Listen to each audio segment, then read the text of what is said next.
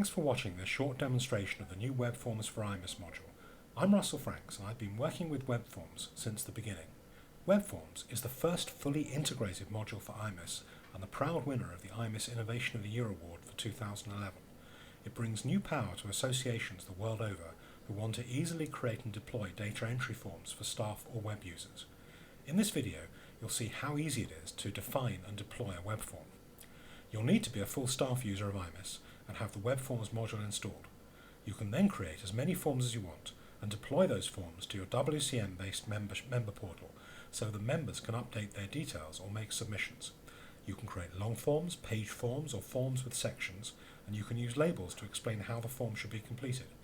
You can access all your regular iMIS fields and use WebFormZ powerful actions to save back to iMIS.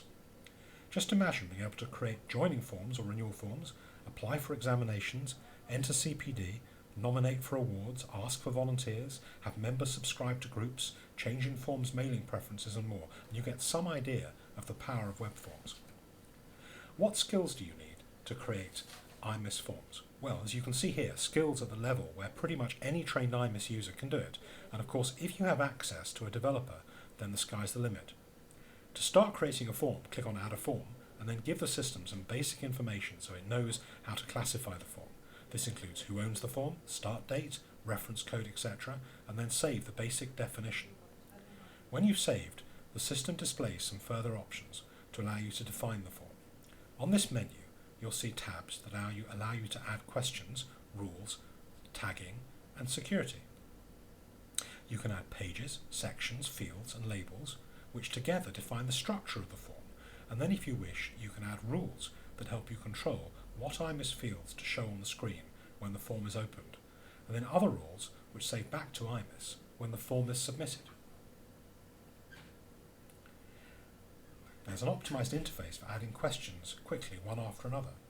This checkbox we're creating is just simply a checkbox field, and you can also create a whole series of checkboxes as well if you want. In this example, we're creating a second section of the form. You can have multiple sections, or you can have sections within pages.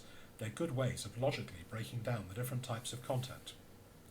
WebFormZ can create forms with smaller text areas called text fields, or in this case, large block areas called text areas.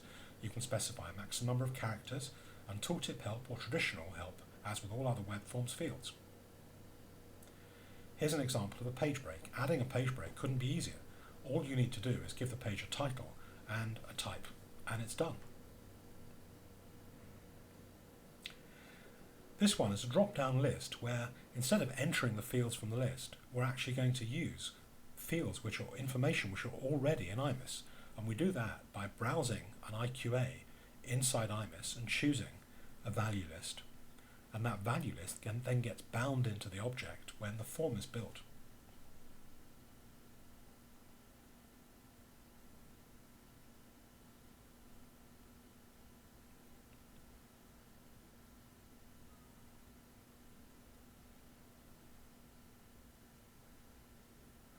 This final example is a radio button set.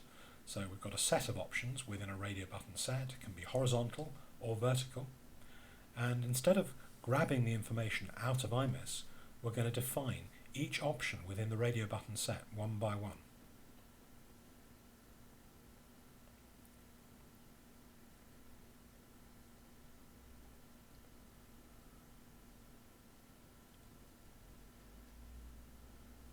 So what will appear on the screen is red, green, blue, and yellow.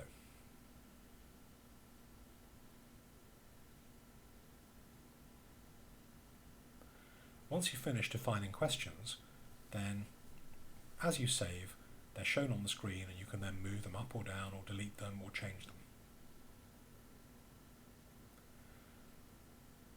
What we're going to do now is create some rules.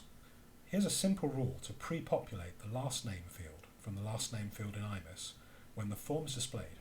And we can then add a further rule to then save the contents of the last name field back into iMIS. So we give it a name, a description, click the checkbox to say it's active, the rule type is an action, and before commit, read contact info, and then choose from the list of fields in iMIS which contact info and then what field in the form you want to affect, and click on the plus sign. Going to do exactly the same thing again and create another rule which is going to write back into iMIS.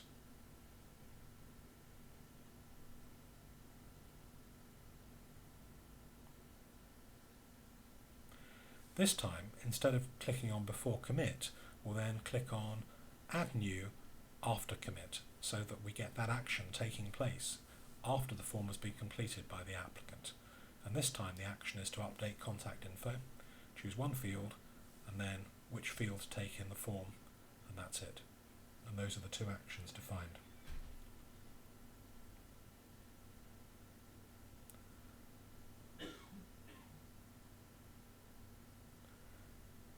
There are lots of other things that you can do through the other tabs, but the one that we'll do right now is WCM. The WCM tab allows you to put in all the information which then appears inside your WCM website when the form is published. First thing we choose is to create automatic sitemap links. The form will redraw a couple of times during this process, nothing to worry about, perfectly normal. And each time it redraws, it shows you a little bit more information that it gathers about the different nodes in the content hierarchy. And once that's been defined, then when you build the objects and publish the form, then it knows where to put your web form inside your website, and it can do the whole process automatically for you.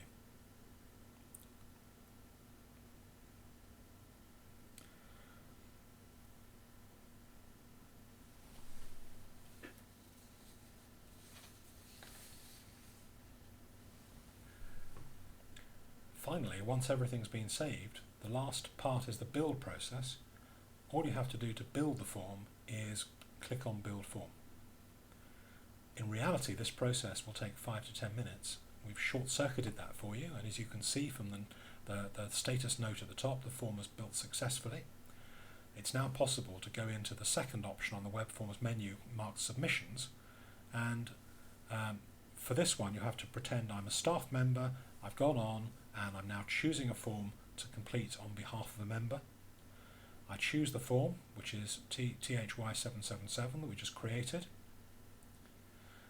Ignore the debug messages, and then the structure of the form is in front of you in the tabs. First thing you do is choose which member you're applying for. So David Cookie is going to be being applied for on this form, and then you've got you've got the first one is the basic tab, which is the form, which has the word cookie comes from the pre-populate task. You can now enter anything you want to on the form, and then when you've finished, save it and then submit it. And that's really all there is to creating a web form. It's something that couldn't be easier. If you want to get hold of a copy or evaluate how web forms can be used in your organisation, speak to Fisher Technology, ASI, or your local AISP or iMIS consultant. They will know about web forms and be able to advise you how to make the most of this module.